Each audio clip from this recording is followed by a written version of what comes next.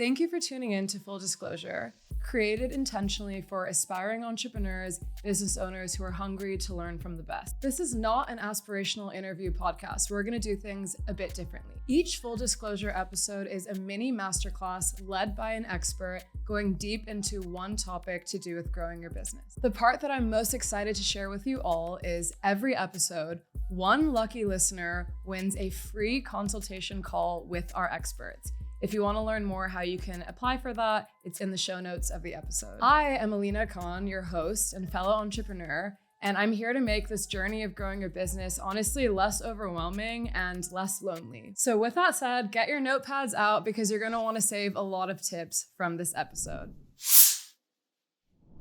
Thank you guys for tuning back into Full Disclosure. Today's guest is the founder of Quiqup.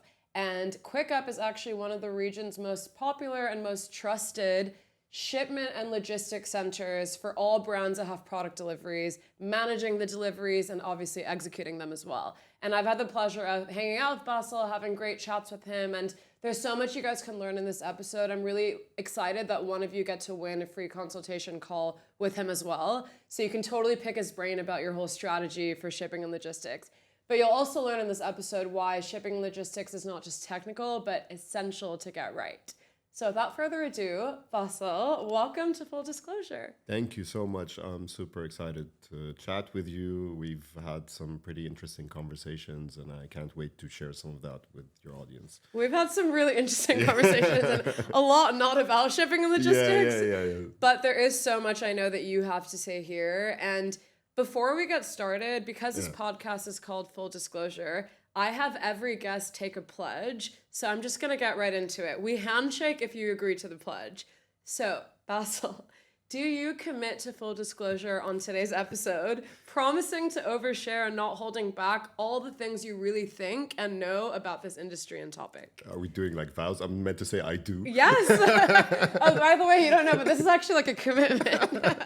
You're committing for life to this. I'm committing. What kind of a handshake are we doing? We're doing just like standard, a walk a standard, in. Not like the cool one.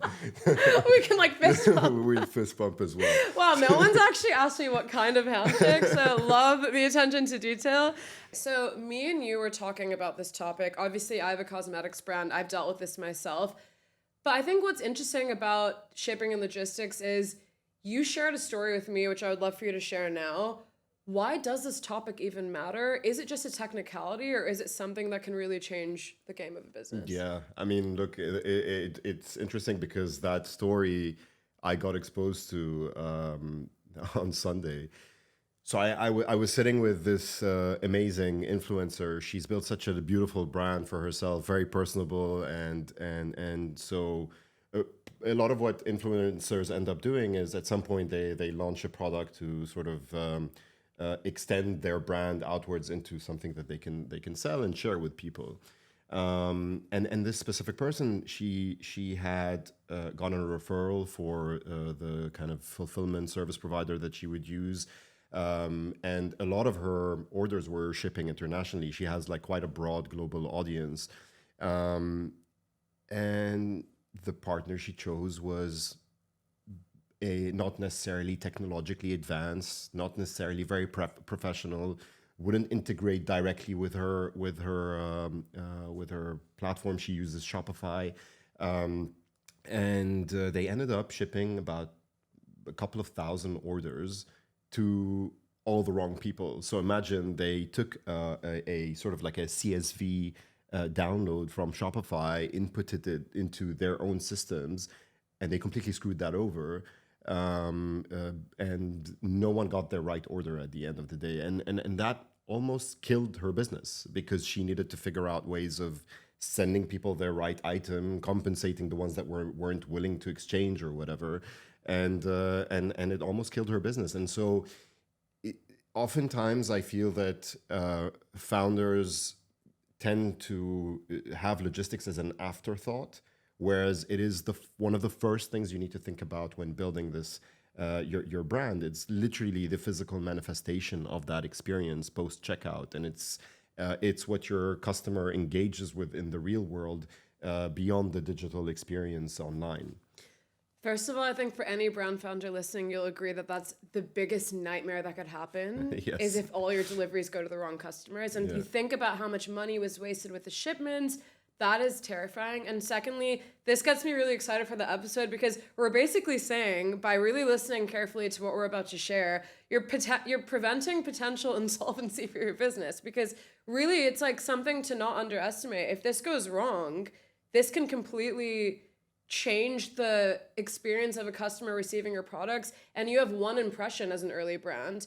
People are not going to give you a second chance if they have an awful experience from day one. So I just think that this is so much more serious than just receiving a shipment, to your point. Absolutely. I mean, you put so much work and time into creating a brand and making it the best that it can be, whether it be aesthetically or whether it's the message behind it or the digital or physical experience of that product that you're essentially selling.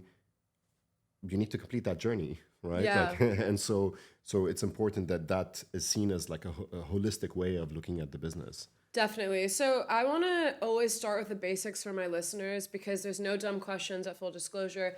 So let's actually start with defining. I think shipping is pretty straightforward, but what do we mean by logistics? Yeah, I mean, I think if we were to, in a quick way, summarize the entire value chain, we start from freight forwarding or freight in general. You think about moving the product that you're selling from factory, from another country, across borders, and think here of like pallets, bulk load shipments that are crossing borders, right? Yeah, it's like for our cosmetics, it comes from Italy. So freight would be when the factory has to send it from Italy, first of all, just to the region. Exactly. And that can happen through sea or by air or even by land, right? And then it's sort of the customs clearance, which is basically dealing with the legality of getting a product in and paying whatever customs, depending on the tariffs. An interesting topic at the moment of that country, and then having the product in your custody in that country. So what happens then is that you're going into storage, which is sort of the warehousing and storage of your product. Fulfillment is basically the picking and packing of individual orders as they come through your sales channels, and what happens in the step after fulfillment is shipment, which is getting the parcel on the last mile to your end customer. Logistics is pretty much all of these things combined. It's the strategy, the systems, the data that enables this whole process. Sometimes logistics is referred to as sort of the warehousing and fulfillment.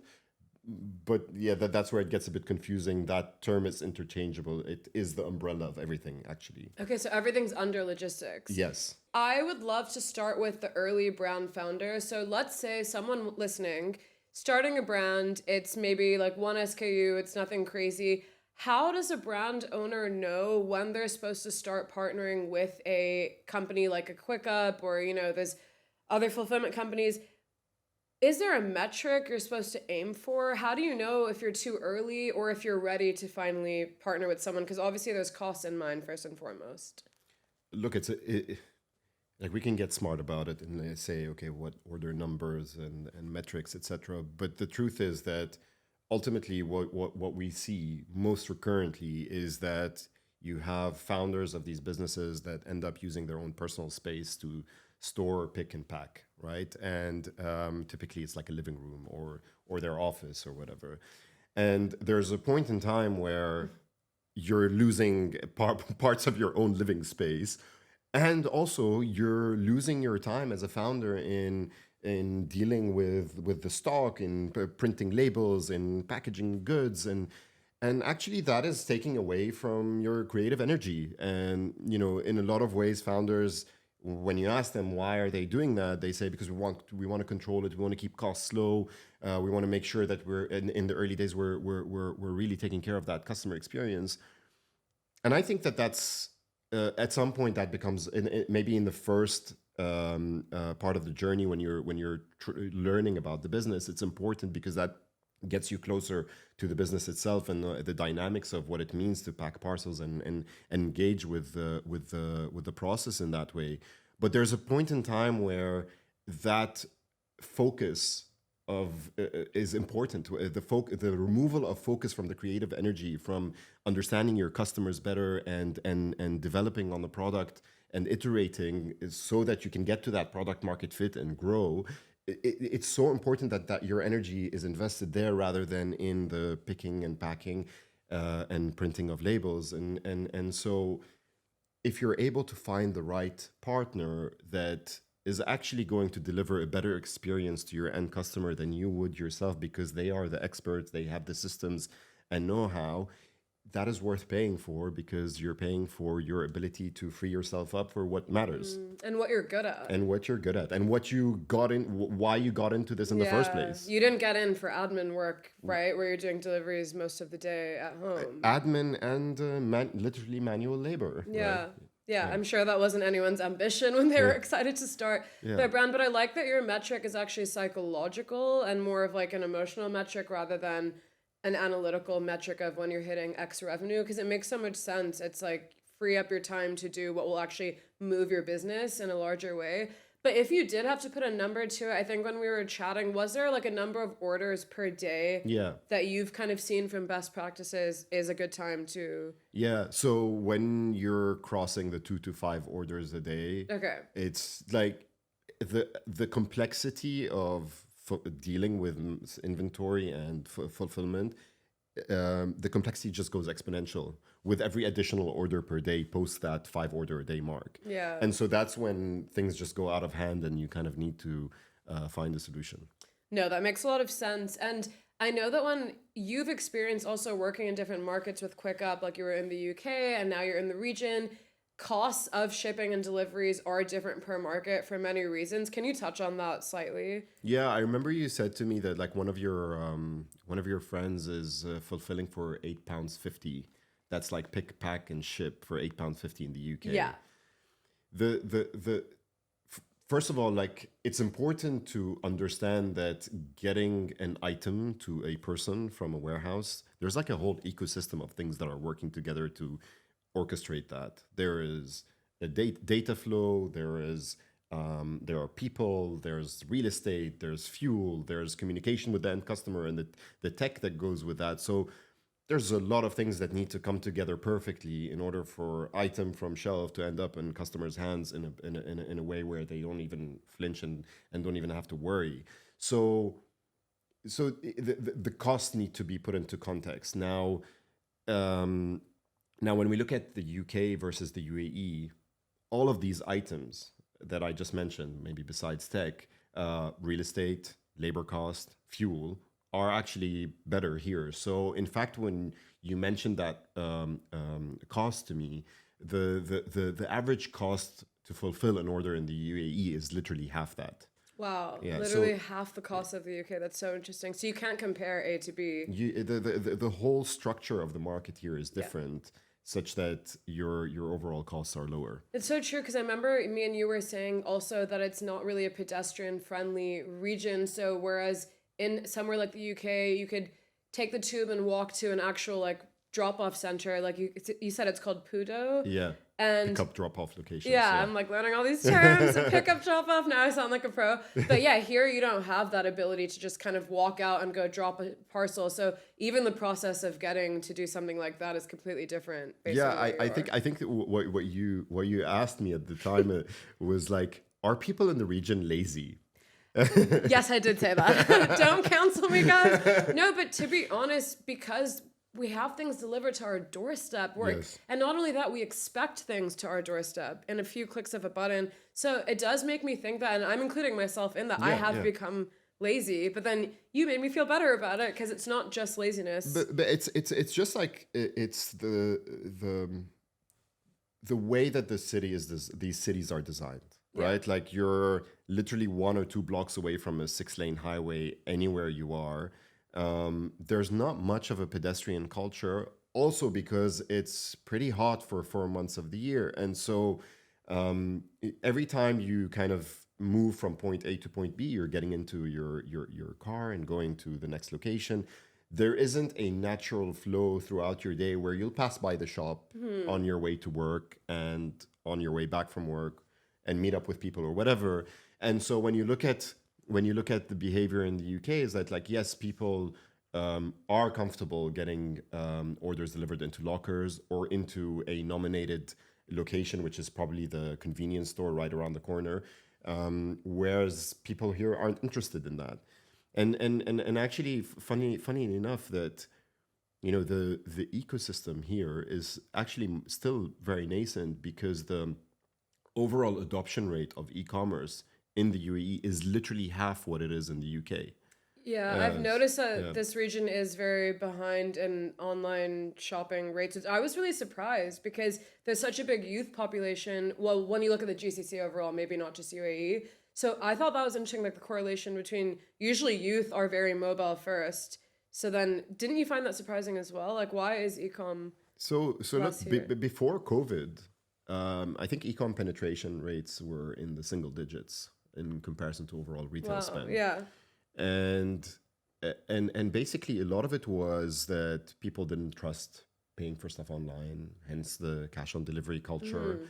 And if you weren't buying from an Amazon or a Noon or a Nemshi with companies who have fully integrated logistics systems and operations, then you were typically getting your orders 3 to 5 days later. That was the norm. And not only did you get it 3 to 5 days later, you were getting called a million times to make sure that you're home and that is actually your address behind the tree next to the shop, whatever it is. Right? After the sound bit, yeah. Right? And so companies like us and companies like the payment gateway solutions and the buy now pay later solutions all sort of started to come into the market pre-COVID. And we really sort of developed with COVID when people didn't have a choice. And all of a sudden, people, there was a lot of attention and volume that shifted towards online commerce from the large retailers, which opened up the market, allowed for companies like us to have the opportunity to thrive, raise cash, develop our technologies and capabilities, and then make it easier for the next generation of e-commerce brands coming into the market to have these tools that would make it easier for them to thrive and to serve those customers better. And you had this shift change in people's perception of what it meant to buy things online. I believe that we are in a very interesting time here in the region, not just the UAE, although the UAE is very powerful for breeding homegrown brands. But I believe we're in a bit of like an e-commerce golden age right now, where there's a lot of growth happening. There's a catching up to benchmarks like the UK and South Korea, etc.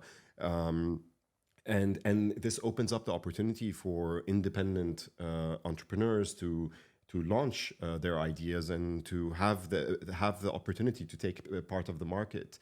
And that is coupled with the fact that the costs of operating are actually less. We talked about it a bit earlier. So yes, it's an interesting time. So. I think it's really interesting that it's not just technology advancing or the population's getting younger in the region, but it was simply just a pandemic, which meant stores are closed and people had to. I can't believe that's really what it took to get this boosted in the region. It's interesting that that is what it was. And it makes me think, when you say opportunities for entrepreneurs, it almost makes me think that if you're starting something today in the UAE, a part of the unique selling point simply could be that you could get the order to me quicker than someone else can. And maybe thinking about it from that perspective, because I think a lot of people are obviously ideating a cool product, which really matters. But what if you were able to get it to me in half the time of my competitor? It's also maybe looking at it from that angle. Would you agree? Yeah, it's definitely a selling point. Ultimately, you want to reduce friction by providing the best delivery options, and there's like the two highest moments of anxiety when you make an online purchase is just before you hit that checkout button, and literally 2 minutes after hitting that checkout button, right? Like your anxiety is up because are you sure you want to make the purchase? And then your anxiety goes back up because now you're anticipating the thing that you just bought to arrive to you. And so that highlights the importance of that delivery experience. And in fact, the more convenient that is and the faster that is, the better that purchase conversion rate looks like. 100%. So let's reduce people's anxiety. So Yes. people can ship on their own at home, or they can work with a partner once they're growing. What is the difference? Like, what do you get when you're actually partnering with someone that maybe one person can't do on their own? I think that may help people also understand. Yeah, so if you work with a good shipping partner, they're ultimately absorbing orders as they come through your system, directly integrated into their own. So basically, they're seeing in real time every single shipment that needs to go out, and they're orchestrating that. They're resolving address discrepancies in real time as well. They are communicating with your end customer. They're making sure that the customer knows about every single step of the journey at the right time. They're giving that end customer control on the ability to change an address, the ability to change the time of the delivery, the ability to execute a return as well. And then they're making sure that, based on all of the parameters that have been agreed, that a parcel arrives at that customer door, left at the door without ringing the doorbell if that's what the customer wants, or doorbell rang within the time frame that was agreed on. And so, what is important in all of that is predictability for the end customer, them knowing exactly what is happening and knowing what the experience is going to be like. Anything that deviates from that creates stress and anxiety for the end customer. And that's what like a good shipping partner will do, is that we will make the end customer have that peace of mind after they click the checkout button, basically. 100%. It's like overseeing and managing the deliveries. Is there also strategy involved, or is this pretty much like data in, data out? Yeah, I mean, look, the strategy piece comes in one, configuring what type of delivery timeframes you want to give your clients, whether it's like 4 hours, same day, next day. How do you want to serve remote areas? How do you price that? Do you want to charge for delivery? You want to offer free delivery? And then there's the whole piece around the inventory management, like how much stock do you want to carry at any point in time? What are the fast moving SKUs? What are the ones that you might want to kill? When do you repurchase stock to refill your inventory, etc. I actually really want to draw attention to that because, as a brand owner that sits on a lot of inventory that expires, because we're in the cosmetic space, I want to call out how important that is for someone's business if they're in consumer goods, especially when you have a product that has a shelf life. That is something that can truly crush your business or make your business thrive. So, having a partner that helps navigate that, I can say from experience, is incredibly helpful because when you have multiple SKUs, and like you said, some sell more, some sell less, and you have like a date that you need to make sure you're pushing it more because in 6 months it's expiring, that's something that can completely change the game of your business. So I think it is really worth having someone that is monitoring that data and notifying the brand, like, because then you can work backwards and create the strategy. But if it's like, hey, like these products are selling fast, but there's only like 8 months of shelf life left, then the brand owner needs to come up with an entire strategy of how are you moving that before it's expiring. And otherwise you're completely wasting product. You're gonna have to throw it away. Absolutely, and a good partner here does the basics, which is provide visibility onto all of that. Allows you to see the picture in organized way, where the whatever you're seeing is actually accurate in terms of what's in stock, what's expiring when, etc. And then going the extra mile is then prompting you to take actions and providing you potential insights into making those decisions. But that's something that's an additional service, right? That a customer would have to pay for. Like, I would love to ask you that because I have partnered with a shipping and deliveries company, but I definitely don't feel that they were monitoring our inventory and actually reporting to us and notifying us so that we could work on the strategy. Is that usually something that is not included if someone's just working with shipment and deliveries? Is that a whole other? We've seen that this is a gap in the market, Yeah, it really is. and the roadmap will reflect that, hopefully. Okay, well, I'm excited for that because it's so needed. We had Yes. someone in-house doing it for us because it's something that is so important, like I said. But it's exciting that it's on the roadmap. Ultimately, QuickUp's vision is to remove the need for you to have ops people doing some serious data crunching for you to make decisions and to run admin tasks around your operations. that's the direction of travel for us. Yeah, and one of the things, a lot of those tools exist out there that can perform different functions for you, but there is friction in going from the tool in which and the service in which you're dealing with the majority of your operations, and into integrating some sort of inventory planner or some other kind of optimization tool on the side, right? So for things to exist within the same ecosystem, there's like value in that to clients. 100%. So let's go into behaviors, because you were referencing things like same day delivery, 2-hour delivery.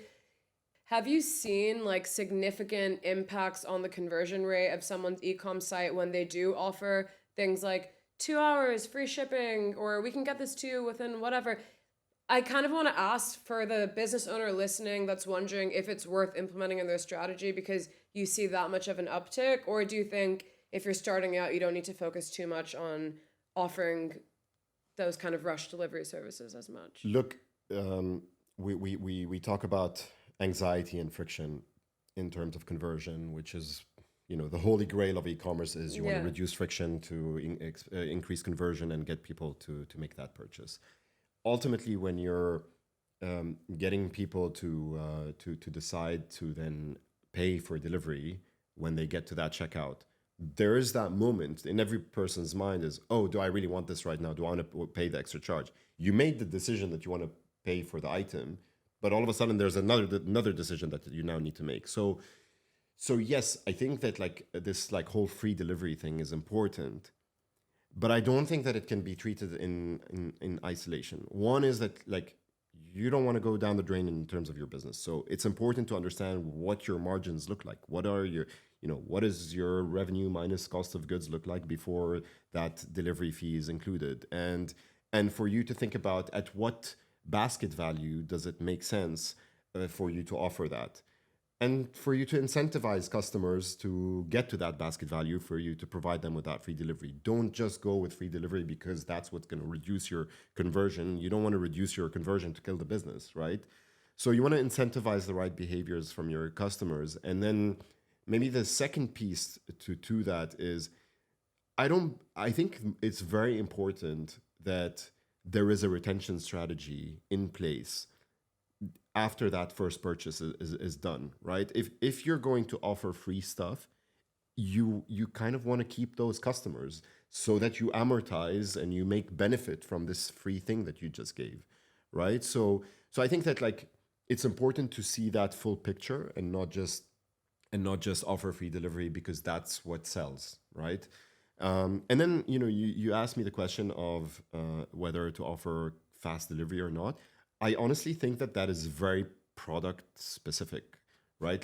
I do see that we are seeing that there is a general trend towards faster delivery, same day, 4 hours, 2 hours, 1 hour. 15 minutes. 15 minutes.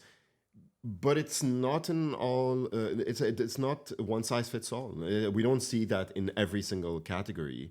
There are certain things that people take their time in buying and therefore are okay to wait to receive till the next day. Not everything is urgent. However, one of the things that we do see to be successful is to have a variety of different options and allow the customer to decide. So basically, when you have products that you sell on your website, those products are priced at, let's say, $100 a pop, right? And you're probably pricing that at $100 a pop because you bought it for $50. Yeah. Right. And so you're looking to make that $50 margin, which should cover all of your costs and make you a profit. That's fundamentals of making a business work. When every business has certain dynamics in which I may buy that one product and get to checkout, and in the checkout I have my basket, which is basically the equivalent of a shopping cart but online, and that basket may end up with one item only or several items. It may be that in your business that I tend to buy several items at once. It could be that those items are either complementary or that the behavior for that specific business is that people buy more than one of the item at a time. Yeah, bundles or upsells. Upsells or whatever. And so then we look at, then it's important to look at what is the average basket value? So for all of the people that come to your website and get to the checkout, how many items at what value are they purchasing? And what is that margin that you end up with?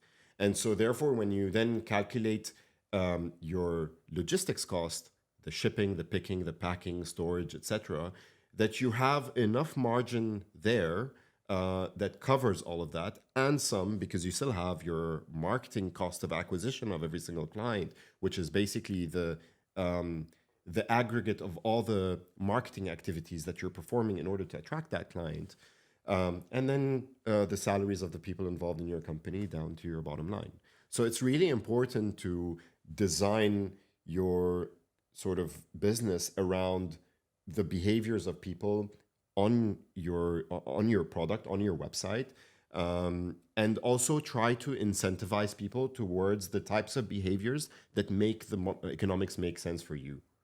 I think that's like a really helpful way of allowing people to think about, even if they're working with a retailer, can they participate in the free shipping offer that the retail wants? Can they participate in like some of these things that they're saying? Because it all goes back to, what are your margins and how much is someone spending on average on your site? So thank you for breaking it down.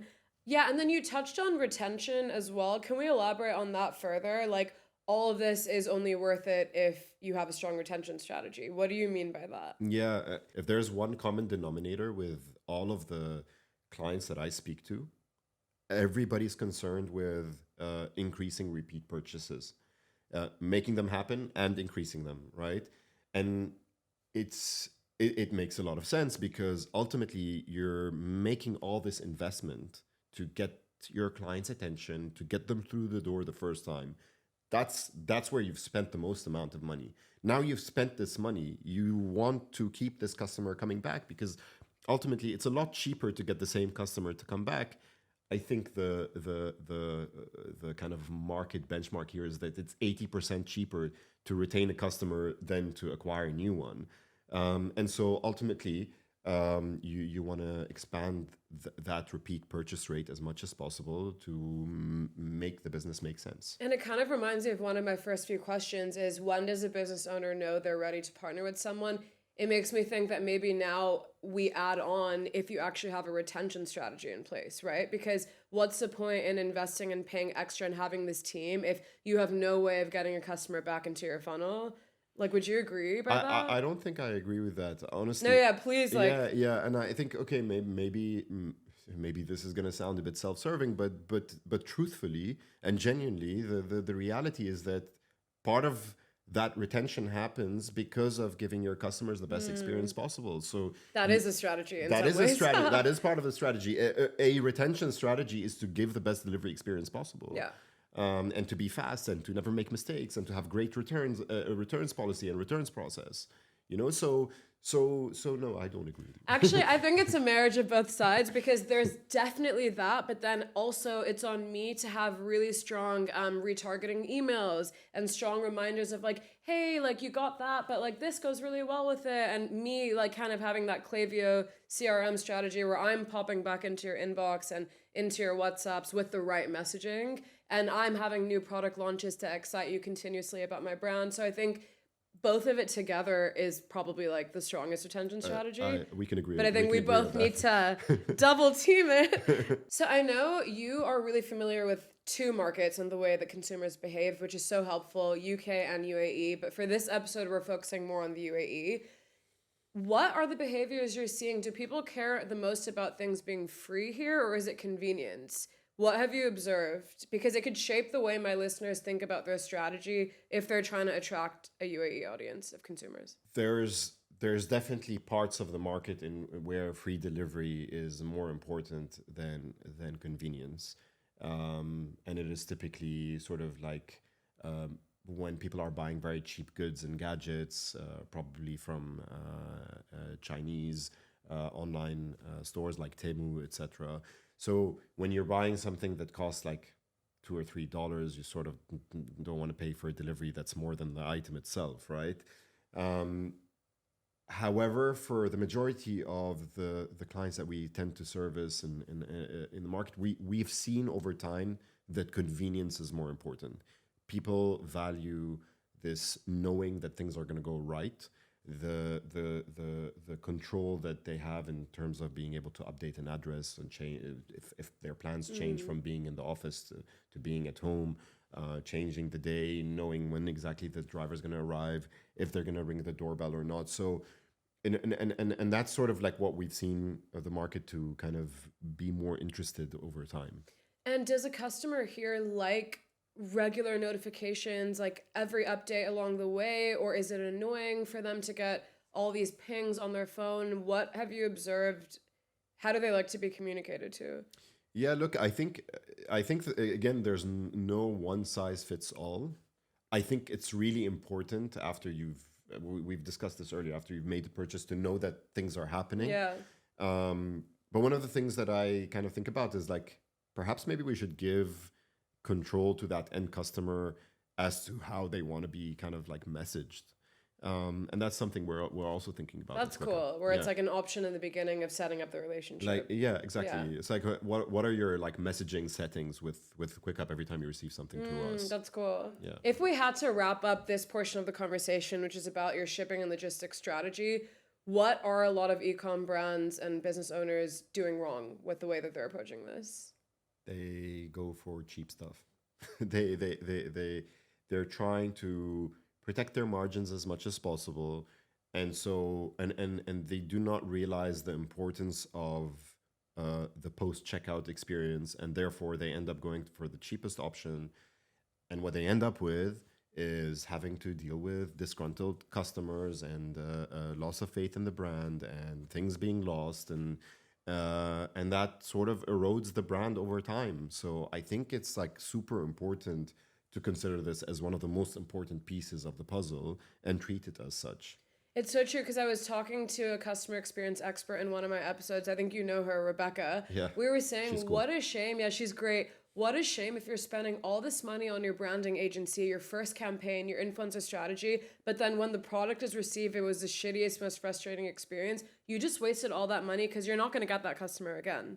So when I look at it like that, it really helped me understand. And maybe to kind of like frame that even more, and the difference is like 1 or 2 dirhams, right? Wow. So you're spending the ticket sizes of your of the PR agency is like orders of magnitude more than what you spend a bit more on the delivery experience and your logistics partner to make sure that you give your client a great experience. And when you're saying that people are being cheap about it, is it usually that the cheaper options are doing things more manually rather than relying on tech? And is that a difference that you think is worth investing more on, is finding a partner that is more tech focused or tech backed? Look, I think those 2 dimensions can exist together, actually. So you can okay, so basically there are players that are technically capable, but are discounting on prices and tend to go for big volumes.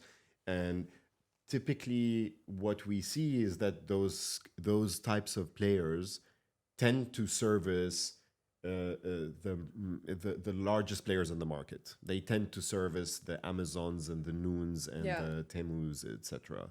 And so they don't really care about losing your volumes from your business that much, because a couple of hundred orders a day are a drop in the ocean compared to the tens of thousands of orders a day that come from these larger players. And so,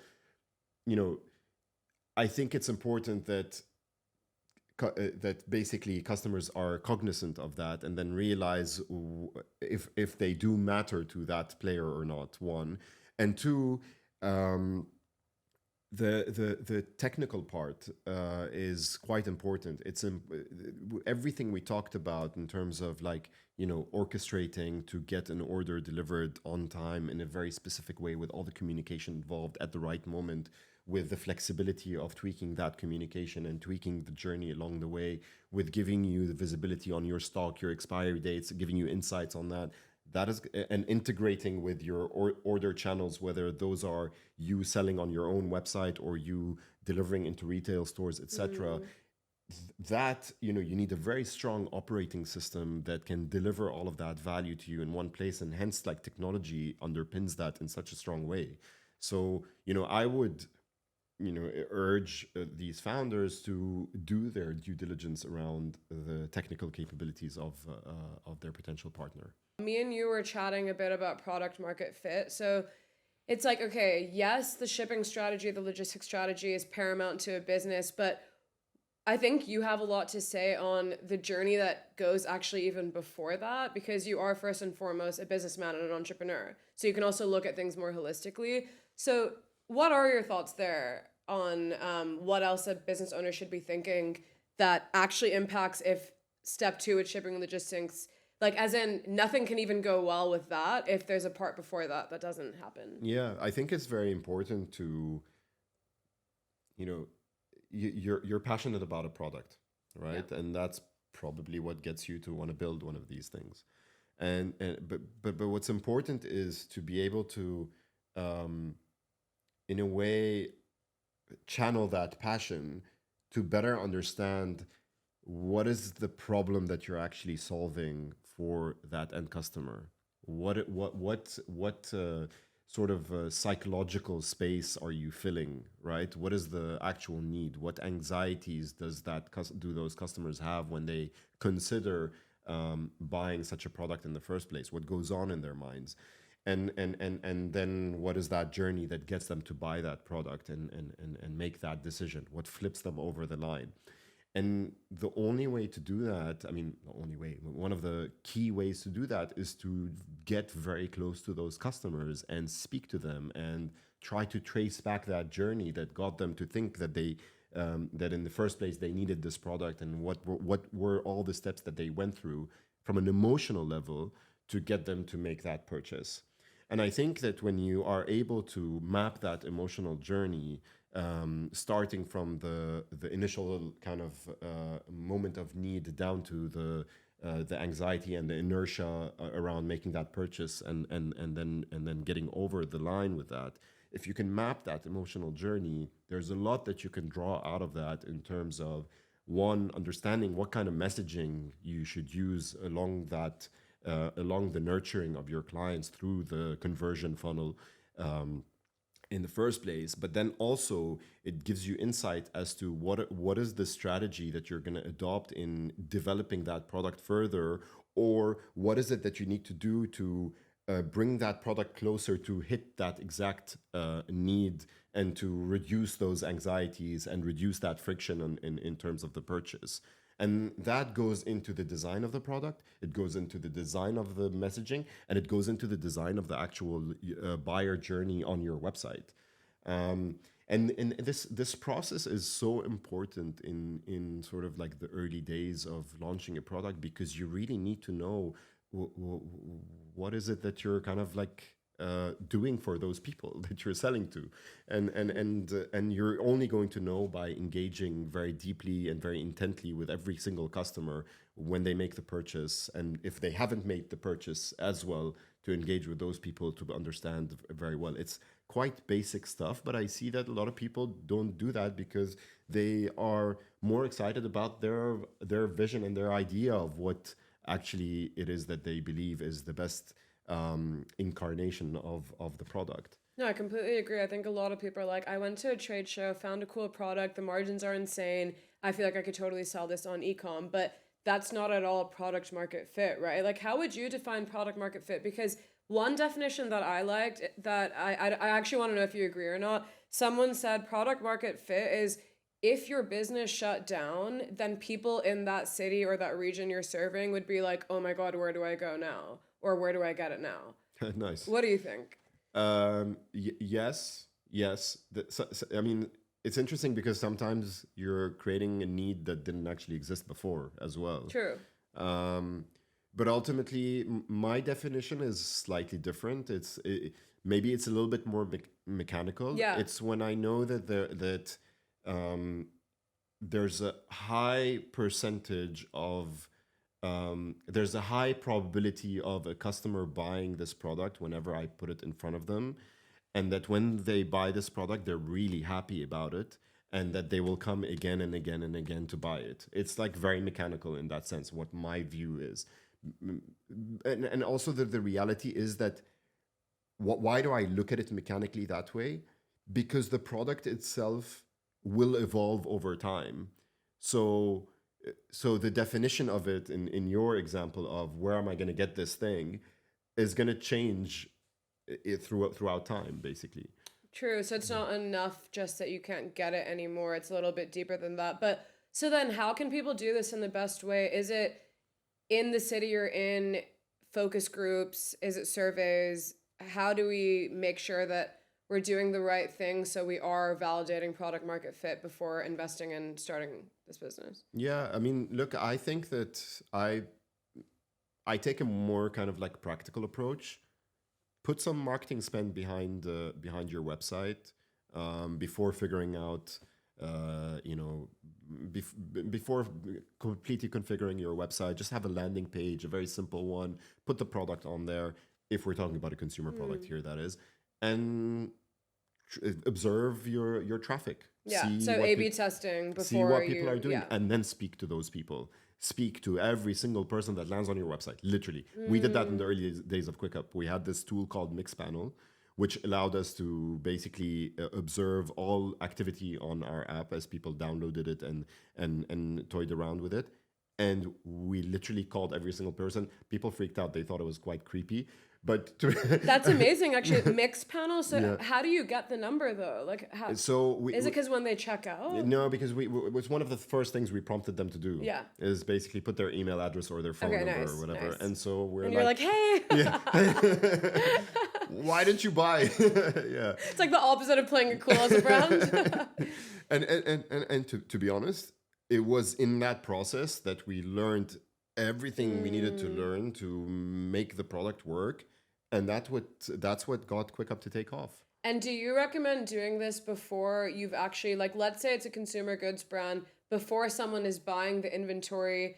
Is this like the A/B testing part where you have like sample imagery, you're kind of just first validating if people even click on this, and it's like a pre-order or a wait list? Or are you talking about once you're actually ready to go live? I think that's a great thought, is that maybe stage it, right? Yeah. Have an image of the product on a landing page and get people to get on that landing page and potentially make a purchase, and you can refund them immediately. And exactly. say, look, the product is not yet ready, we'll be there. And then ask them about their whole journey and why they bought and what made them come to the website in the first place and all that. And then take another step, which is then you now have a batch of those products, and you kind of test with the actual physical products, and then interview people after they use the product and see and engage with them and understand them there, and then basically go further. I love that, because my other experts that I've interviewed have touched on A/B testing, but not part 2, which you're saying, which is also interviewing those people that made it to that step. Yeah. So I think that's really cool. And actually there is something called after sell or after cart on Shopify, where after someone makes a purchase, there's actually a survey question you can ask. Like there's a form you can put, which I think is so cool. So I think that's probably like a great place to put it, is in this A/B testing phase after they've made the purchase. If you don't want to manually email or call everyone, there's also plugins like that where you could have a question that you're asking. But do the work. Call them. Fine. Speak to them. And by the way, just like I'm not like inventing the wheel here. The job to be done interviews are the framework in which I was kind of sharing right now. Yeah. So people do some bit of research on that, and you can learn quite a lot on how to speak to people. But I just want to say thank you so much for your openness today. And it was so much fun having you on. I feel like I learned a lot, but I also just love your transparency. And I want only guests that are transparent like you, because at the end of the day, we're not all trying to prove anything. We're really just trying to help. The person listening is either going to start something or they've already started. And so thank you for just sharing and being really honest with all your opinions. No, it's been an absolute pleasure. And I really enjoyed talking to you, and also opening up and digging a little bit deeper as well with you. So yeah, hopefully we'll do it again. Yes. And let's do the handshake again. Let's do a handshake. Thank you so much. Thank you. If you enjoyed today's episode and feel inspired by everything that our guest shared, don't forget that you can win a 1-hour free consultation call with today's expert. All you have to do is look at the episode description and the show notes to see all the steps to enter to win this call. We will select one winner only from this episode, and you'll find out within 1 week of this episode's air date. We'll put you in touch with the expert. You'll schedule a time to meet for a call, and the expert guest will look at your brand or answer your personalized questions, and you'll really get a one-on-one audit and consultation, which is such an exciting opportunity. Exclusive for our full disclosure listeners.